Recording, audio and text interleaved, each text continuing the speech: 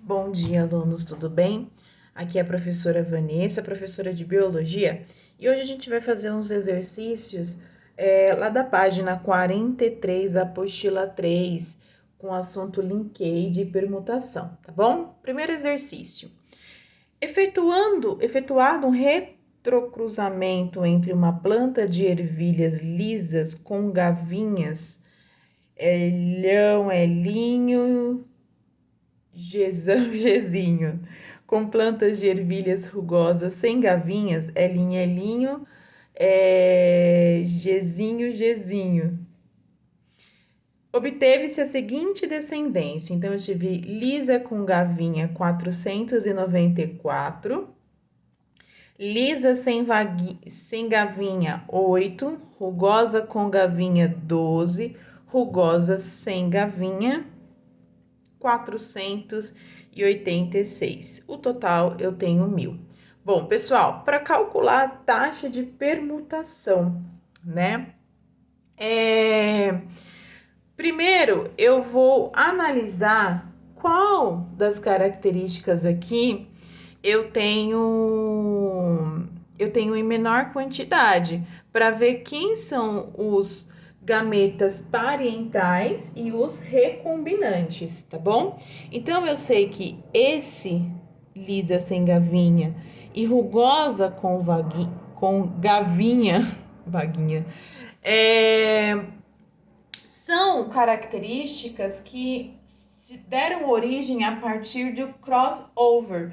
Então, é um evento aí que, né, aconteceu e teve essas características. Porém, os gametas parentais são o que tem maior quantidade. Lembra que eu comentei lá na aula? Então, vai ser esse e esse, ok? Então, para eu calcular a taxa de permutação, lembrando que a permutação é igual à taxa de recombinação, que aí eu vou também ter uma noção também de distância entre os alelos, né?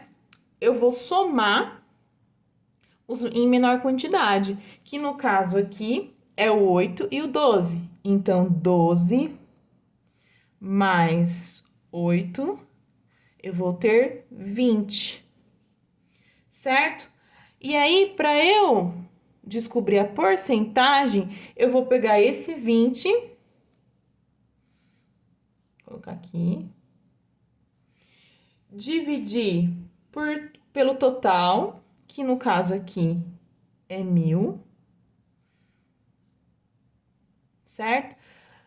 20 dividido por 1.000 vai dar 0,02. Como eu estou falando em porcentagem, a taxa de permutação é em porcentagem, eu vou dividir, multiplicar, né, por 100. Aí eu vou ter quanto? Eu vou ter 2%. Então, a taxa de permutação dessa situação é 2%, tá? Certo? Tranquilo, né? Segundo exercício, pessoal, ainda na página 43. No retrocruzamento entre azão e azinho, bezão e bezinho, com azinho, azinho, bezinho, bezinho, foi obtida a seguinte descendência. Então, aqui, pessoal, eu tenho o número de indivíduos, né? E aqui o total. Calcule a taxa de permutação e represente a posição dos alelos nos respectivos locos, tá? Então, vocês já sabem, né? Qual deles aqui são os gametas parentais, né? Aqueles que são os originais, vamos dizer assim, né? E quais são aqueles que são os recombinantes, né? Oriundos aí de uma permutação, de um crossover, né? Nós temos aqui, então, em menor quantidade, esse aqui e esse aqui, tá? Então, a gente vai somar 40 mais 42, vai dar aí 82, certo? Bom, E aí, eu vou dividir, fazer igual o outro, né? Dividir pelo total. Qual que é o meu total? 410. Então, eu vou dividir 82 por 410, né? Então, nessa divisão aqui, vai dar, deixa eu só verificar aqui, 82 dividido vai dar 0,2. Multiplico por 100, vai dar 20. 20%. Certo? Além disso, o exercício pede, né, a taxa de permutação e para representar aí, né, a posição dos alelos nos respectivos locos, né? Então, deixa eu só subir aqui um pouquinho, tentar pegar aqui.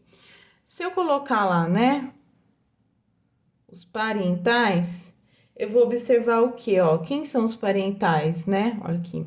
Os parentais, eu tenho azão, azinho, bezinho e bezinho, né? Então, eu sei que um parental tem ali azão e bezinho, porque vem maior quantidade. E o outro, azinho, azinho, bezão e bezinho. Então, o azinho e o bezinho tá no outro. Perdão, azão e bezão tá no outro, tá?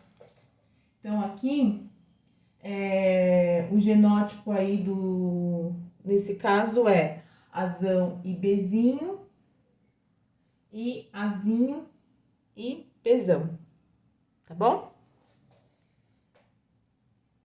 Aí, a 3, ele nem pede para calcular, né, a taxa de permutação. Somente para você analisar aqui qual o genótipo do heterozigoto na posição correta dos locos, né?